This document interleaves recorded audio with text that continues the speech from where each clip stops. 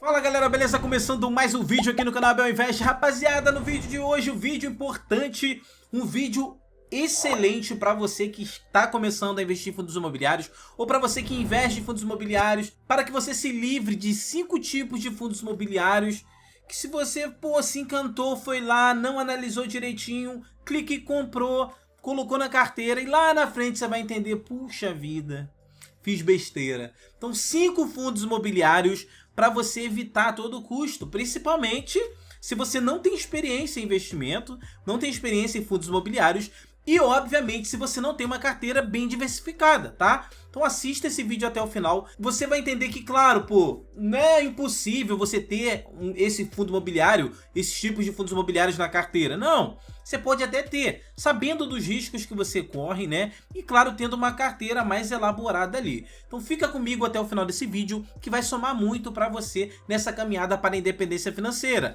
Lembrando que, se você não for inscrito no canal, se inscreva, porque aqui eu mostro minha carteira aberta e o foco é chegar no primeiro milhão. E a gente tá indo, pessoal, tá caminhando aí para os 270 mil, tá? Então vem comigo, acompanha aí essa caminhada para a independência financeira e não fique de fora, claro.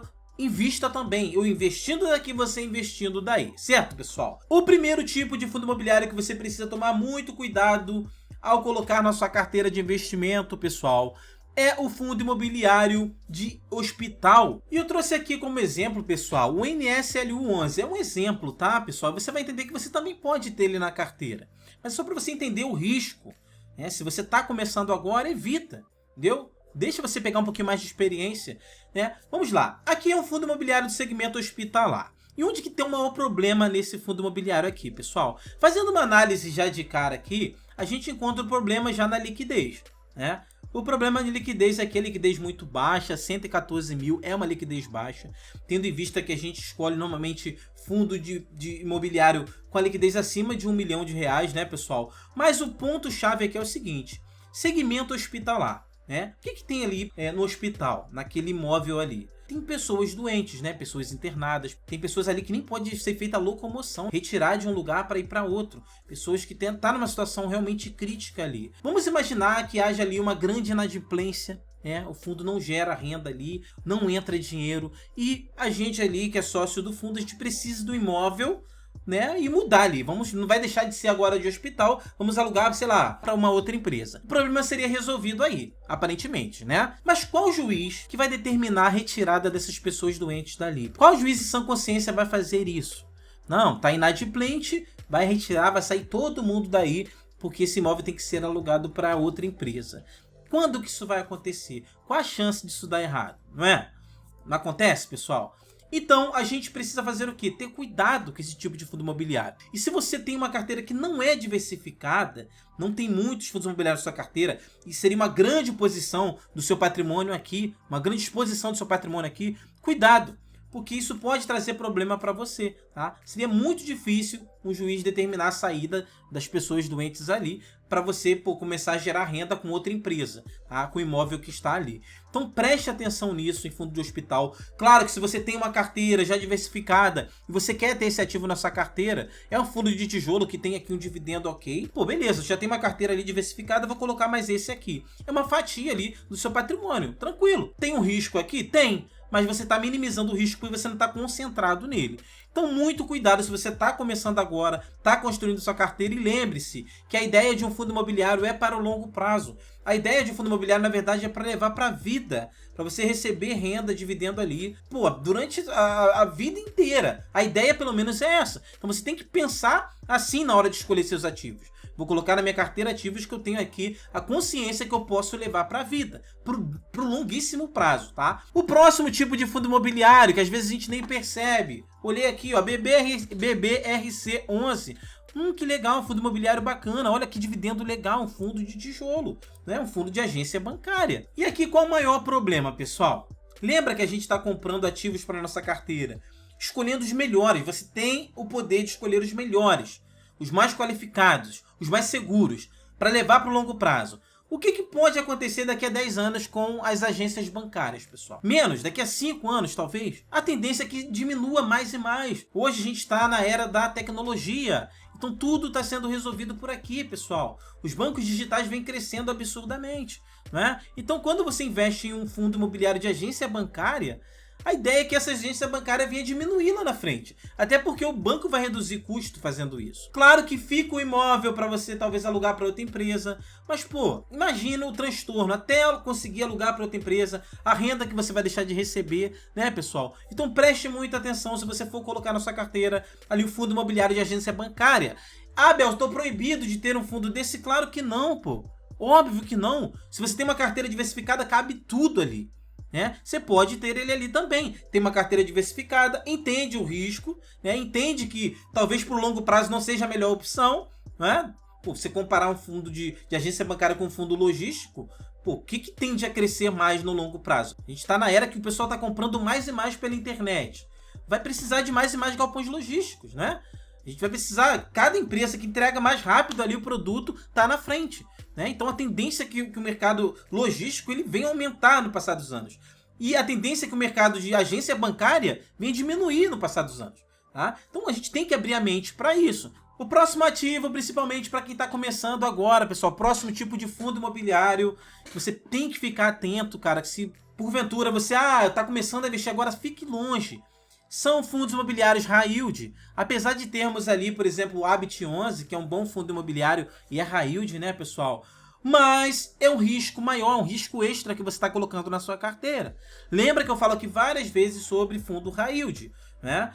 O fundo high yield, para você ter ideia, ele presta dinheiro para empresas com uma nota de crédito baixa. É como se você prestasse dinheiro para pessoas que têm um score baixo e uma grande chance ali de inadimplência. Por isso que eles recebem mais. Então quando você se depara aqui com um dividendo altíssimo, pô, 16,7% ali nos últimos 12 meses, claro, para quem comprar o ativo a esse preço aqui, é muito atrativo, salta os olhos ali. Mas saiba que você está entrando em algo que é bem arriscado. Mais uma vez, pô, não posso ter esse tipo de fundo imobiliário? Se você entende o que você está fazendo, né? Tem tranquilidade para ver seu patrimônio diminuir, tranquilo. É uma parte que você pode ter na sua carteira tranquilamente. Inclusive eu tenho desse aí e paguei para ver e senti na pele. É 33% de queda na minha carteira. Mas é uma fatiazinha que eu tenho do meu patrimônio. Pô, tá começando agora, Bel? Pô, vou fazer isso também? Cara, eu não posso fazer indicação de investimento. Mas, pô, se fosse um conselho, fica longe desse tipo de fundo imobiliário. Tem fundos imobiliários de qualidade, mais seguros, e paga um bom dividendo também. Claro que não tão alto assim, né, pessoal? Com o preço que está agora, óbvio. Né? Está bem descontado aqui, 0,42 o PVP, tá? E é um fundo de papel. Mas tem fundos imobiliários pagando um bom dividendo que tem mais segurança que esse aqui. Então, se você está começando agora, fique longe desse tipo de fundo imobiliário. Né? Escolha fundos mais seguros, mais tranquilos, até mesmo high grade, que vai te dar mais tranquilidade para o longo prazo. O próximo tipo de fundo imobiliário, pessoal, que você tem que tomar muito cuidado, esse aqui absurdamente, não esse aqui específico, tá? Os fundos que eu estou mostrando aqui são só exemplos, beleza? Não são os fundos específicos que eu estou falando, tá? Estou falando do tipo de fundo imobiliário. E aqui eu estou falando de um fundo monoativo. O que é um fundo monoativo, Abel?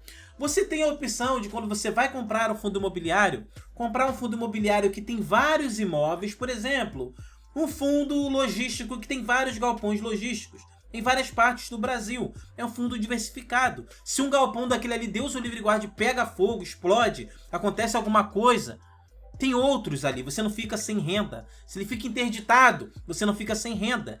E aqui a gente tem os fundos monoativos. O que são os fundos monoativos? É um fundo que tem apenas um ativo na sua composição.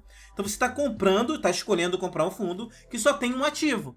E qual o risco que você corre? O mesmo. Se esse ativo ali, por exemplo, fica interditado, né? Ou se esse ativo, por exemplo, Deus o livre guarde, pega fogo, acontece alguma coisa assim, né? Deus o livre guarde, é um exemplo, tá, pessoal? Ou se, por exemplo, esse fundo, esse ativo ali tem uma grande taxa de inadimplência, o que acontece com você? Por ter investido em um fundo que só tem um ativo, tu vai ficar sem renda um tempão, cara. Ou tua renda vai cair pela metade. Tá? Então um fundo que tem apenas um imóvel é um fundo mais arriscado e é melhor você ficar longe se você está começando agora. Aí, se você tem uma carteira já diversificada, com vários ativos, pô, você colocou um fundo ali, monoativo, que é um bom fundo, analisou um bom ativo ali, pô, paga um bom dividendo, você pô, fez análise, é um bom ativo. Ter ele na sua carteira também faz parte da sua diversificação. É um fundo a mais, é um ativo a mais que você tem. Agora, se você tem uma carteira curta e coloca um fundo monoativo na sua carteira, só porque ele paga bem ou está crescendo, você está correndo um risco muito alto. Sem necessidade. Você pode minimizar esse risco. Certo, pessoal? Esse é um conselho que é o primeiro conselho, eu acho, que a gente recebe quando vai começar a investir em fundos imobiliários. E como bônus, eu trouxe um último aqui. E esse aqui divide opiniões, né, pessoal? Por quê? Vou trazer aqui um fundo excelente, um fundo muito bom, tá, pessoal? Que eu teria na minha carteira, inclusive. Tegar 11, né? Mas o que eu quero trazer? Lembra que eu trago os ativos aqui só como exemplo, que não é o caso do Tegar. Tô falando aqui agora de fundos de desenvolvimento. A grosso modo, para você entender, um fundo que vai lá, compra o terreno, cria um prédio, vende o prédio, lucra. Compra um terreno, cria uma loja, vende a loja, lucra. Esse é um fundo de desenvolvimento. Ele tem como foco ali comprar e vender, tá, pessoal? Ganhar dinheiro com venda, o que é um pouco diferente do objetivo de quem investe em fundo imobiliário, que é ganhar dinheiro com renda, né? Que é receber renda dos imóveis alugados. O fundo de desenvolvimento tem aí essa metodologia de comprar e vender, tá? Então muito cuidado com o fundo de desenvolvimento, ainda bem que a grande maioria deles não é acessível para investidor comum, né? Na maioria para investidor qualificado, então a gente fica mais tranquilo. Temos também bons fundos de desenvolvimento, como o Tegar 11, né? Tem anos aí no mercado, entrega um bom resultado, é um excelente fundo, sim. Mas quando você compra o fundo de desenvolvimento, entenda a lógica por trás. Se eu compro um logístico, é que eu estou comprando galpões logísticos para serem alugados, né? Se eu compro um fundo de escritório, é o prédio ali para ser alugado. Se eu compro um fundo de shopping, é um shopping para ser alugado. E se eu compro um fundo de desenvolvimento, eu entendo que a principal atividade seria construir imóveis para venda lá na frente, tá? Então é um fundo que tem um risco maior, também tem um retorno maior, ó. Tem um bom retorno, mas também tem um risco maior. Então muito cuidado com o fundo de desenvolvimento, segue a mesma regra de todos os outros. Você não vai investir somente em um fundo de desenvolvimento, né? Mas se tem uma carteira diversificada, você pode até ficar mais tranquilo para construir sua carteira ali com um fundo de desenvolvimento no meio, sabendo que ele tem um risco um pouquinho maior. Certo, pessoal? Esse foi o vídeo de hoje, espero que tenha gostado, tenha curtido. Deixe seu likeão, tamo junto, até o próximo vídeo e valeu!